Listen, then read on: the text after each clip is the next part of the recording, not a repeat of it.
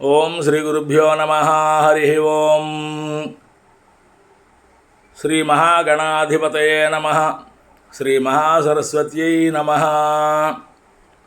పూజ్యాయ రాఘవేంద్రాయ సత్యధర్మరతాయ చ భజతాం కల్పవృక్షాయ నమతాం కామధేనవే. ఈరోజు మన వేద సంపద ఛానల్కి స్వాగతం, సుస్వాగతం. శిష్యుని ఏకాగ్రత అనే శీర్షికతో కథను తెలియజేస్తున్నాను. విని సంతోషించి ఆదరిస్తారని చెప్పి మరీ కోరుతూ ఉన్నాను. శ్రీ రాఘవేంద్ర స్వామినే నమో నమః. రాత్రి 11 గంటలు అయ్యింది. శిష్యులందరూ మంచి నిద్రలో ఉన్నారు. గురువుగారు సుధీంద్ర తీర్థుల వారు కాగడా వెలుతురులో తాటాకుల గ్రంథం చూస్తూ పరిశీలిస్తున్నారు. కాగడా ఆరిపోయింది. శిష్యులను పిలుస్తూ నారాయణ, రామ, కృష్ణ అని శిష్యులను పిలిచారు గురువుగారు. శిష్యులందరూ గాఢ నిద్రలో ఉన్నారు. గురువుగారు పిలుస్తూనే ఉన్నారు. ఎవ్వరూ లేవలేదు. ఆ రోజే విద్యాభ్యాసానికి చేరిన విద్యార్థి భగవంతుని లీలలు తలంచుకుంటూ నిద్రకి ఉపక్రమిస్తున్నాడు. గురువుగారి పిలుపు చెవిలో పడింది. దిగ్గును లేచాడు. అంతా చీకటిగా ఉంది. కొంచెం దూరంలో దీపం వెలుగుతూ ఉంది. అక్కడ వెళ్ళి ప్రమిదతో ఉన్న దీపాన్ని తీసుకుని గురువుగారి వద్దకు వెళ్ళాడు. గురువుగారి దగ్గర ఉంచాడు. గురువుగారి దీపాన్ని దగ్గరగా చూపించు అన్నారు. వంగోని గురువుగారు చూస్తున్న తాటా గ్రంథం దగ్గరగా చేత్తో దీపాన్ని ఉంచి చూపించసాగాడు. గురువుగారు ఆ వెలుగులో రాత్రంతా గ్రంథాన్ని పరిశీలిస్తూనే ఉన్నారు. శిష్యుడు దీపాన్ని చూపిస్తూనే ఉన్నాడు. కొక్కురోకో అన్న కోడి అరుపుతో గురువుగారు ఉలిక్కిపడి తెల్లవారిపోయింది అనే గ్రంథాన్ని పక్కన పెట్టారు. అప్పుడు గుర్తుకు వచ్చింది, రాత్రి కాగడా ఆరిపోయింది కదా, తెల్లవారే వరకు తనకి ఈ వెలుతురు ఎవరు చూపించారు అని చూశారు. చిరుమందహాసంతో దీపాన్ని చూపిస్తూ ఆ రోజే విద్యాభ్యాసం కోసం చేరిన వెంకటనాథుడిని చూసేసరికి గురువుగారి ఒళ్ళు కొన్ని క్షణాలకు ఎగుర్పాటు గురైంది. గురువుగారు తనను తానే నమ్మలేకపోయారు. నేను పిలిచినప్పటి నుండి ఇప్పటి వరకు కదలకుండా మెదలకుండా రాత్రంతా అలాగే వంగోని ఇన్ని గంటల కాలం ఎలా దీపం చూపించగలిగాడు? ఆశ్చర్యపోయారు. ఆ శిష్యుని ఏకాగ్రతకు, సమాధి స్థితికి, గురువు పట్ల ఉన్న విశ్వాసానికి గురువుగారు ముగ్ధులయ్యారు. ఆ మహానుభావుడే మన కథానాయకుడు రాఘవేంద్ర స్వామి వారు. శ్రీ రాఘవేంద్ర స్వామి వారు 1595లో తమిళనాడులో భువనగిరిలో ఒక కన్నడ మాధ్వ బ్రాహ్మణ కుటుంబంలో తిమ్మన్న భట్టు గోపికాంబకు జన్మించారు. తిరుపతి వెంకటేశ్వర స్వామి అనుగ్రహంతో జన్మించినందున ఆయనకు వెంకటనాథుడు అని పేరు పెట్టారు. చిన్నతనం నుండి ఆయన అసాధారణమైన తెలివితేటలు, భక్తిభావం ప్రదర్శించేవారు. వెంకటనాథుడు తన బావగారైన లక్ష్మీ నరసింహాచార్యుల వద్ద ప్రాథమిక విద్యను అభ్యసించారు. ఆ తర్వాత సరస్వతీబాయి అనే గుణవతి అయినటువంటి స్త్రీతో ఆయనకు వివాహం జరిగింది.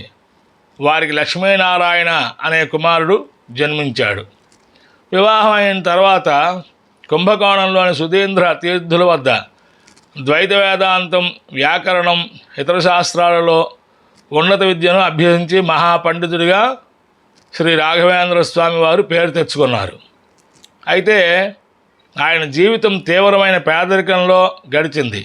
కొన్నిసార్లు కుటుంబానికి రోజుకు ఒక పూట కూడా తిండి దొరికేది కాదు.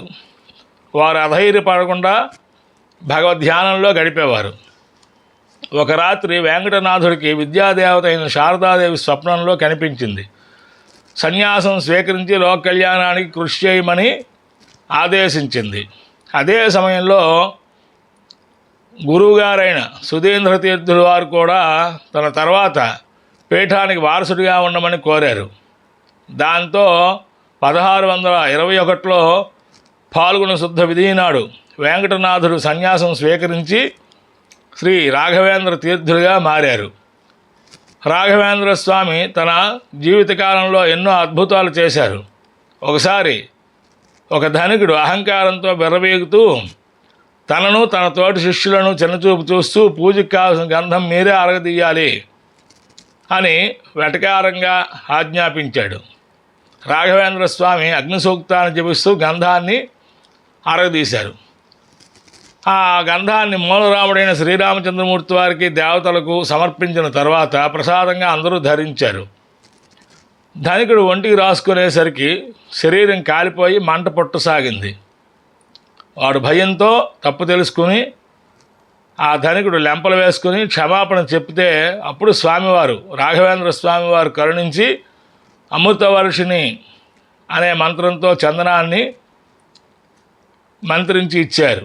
ఆ ధనికుడు రాసుకోగా ఆ మంటలన్నీ చల్లబడ్డాయి.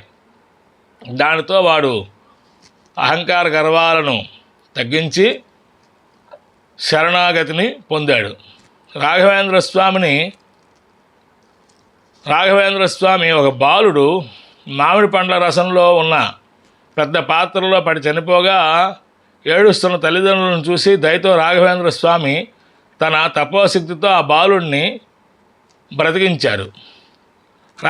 రాఘవేంద్ర స్వామిని దర్శించుకోవడానికి ఎంతోమంది వచ్చేవారు. వారికి ఉండే సమస్యలను రాఘవేంద్ర స్వామి తీర్చేవారు. ఒకసారి ఇద్దరు జ్యోతిష్య పండితులు రాఘవేంద్ర స్వామి పుట్టిన సమయాన్ని తెలుసుకొని వెళ్ళారు. కొన్ని రోజుల తర్వాత జాతక చక్రం వేసి పట్టుకుని వచ్చారు. ఆ సందర్భంలో రాఘవేంద్ర స్వామి అడిగారు, జాతక చక్రాలు పట్టుకుని వెళ్ళారు కదా, ఏం చెప్తారో చెప్పండి అని. అందరూ వింటుండగా వారు ఏం చేశారయ్యా అంటే వారిరువురు కూడా చెప్పారు. అందులో ఒక జ్యోతిష పండితుడు రాఘవేంద్ర స్వామి వారికి 75 సంవత్సరాల ఆయుర్దాయం అని తెలియజేశాడు. ఇంకా మరొక జ్యోతిష పండితుడు 700 సంవత్సరాల ఆయుర్దాయం అని తెలియజేశాడు. అది విన్నటువంటి అక్కడ ఉండేవారందరూ వారి మాటలు విని పగలబడి నవ్వారు. అక్కడ ఉండేవారందరూ వీరి మాటలు విని నవ్వారు. రాఘవేంద్ర స్వామి వారు చిరునవ్వు నవ్వుతూ, వారు చెప్పినది నిజమే, నేను ఈ శరీరంతో 75 సంవత్సరాలు జీవిస్తాను. నేను జీవసమాధి అయిన తర్వాత నా బృందావనం 700 సంవత్సరాలు కల్పవృక్షమై కామధేనువుగా భక్తుల కోరికలు తీరుస్తుంది అని సెలవిచ్చారు. అది విని అక్కడ ఉన్న వారందరూ జ్యోతిష పండితులు అందరూ చాలా సంతోషించారు.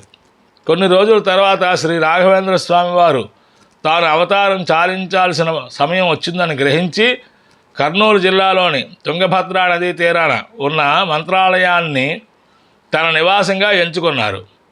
1671 శ్రావణ బహుళ ద్వితీయ నాడు వేలాది మంది భక్తులు చూస్తుండగా ఆయన సజీవంగా బృందావనంలోకి ప్రవేశించారు. బృందావనంలోకి వెళ్లే ముందు ఆయన భక్తులకు ఇచ్చిన చివరి సందేశం, నేను భౌతికంగా మీకు దూరంగా ఉన్న ఈ బృందావనంలో 700 సంవత్సరాల పాటు సజీవంగా ఉండి నన్ను నమ్మిన భక్తులను రక్షిస్తూనే ఉంటాను అని మాట ఇచ్చారు. నేటికి మంత్రాలయం వెళ్ళే భక్తులకు స్వామివారి అనుగ్రహంతో కోరికలు సిద్ధిస్తున్నాయి.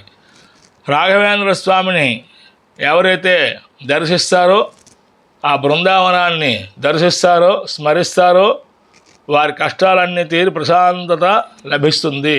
స్వస్తి. భారత్ మాతాకి జై.